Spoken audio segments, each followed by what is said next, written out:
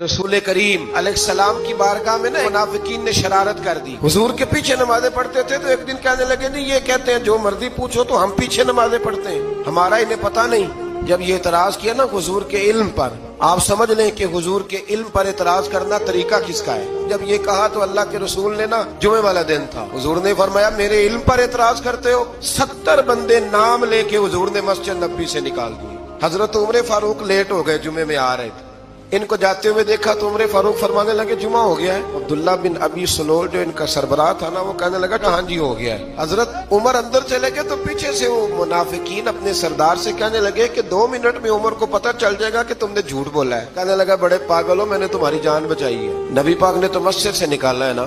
उमर को पता चल जाता ना मुनाफिक है तो अबू बकर भी मस्जिद में थे, अली भी मस्जिद में थे, उस्मान भी मस्जिद में थे, बचाने वाला ही कोई नहीं था। उमर ने तलवार लेके तो दुनिया से निकाल देना था।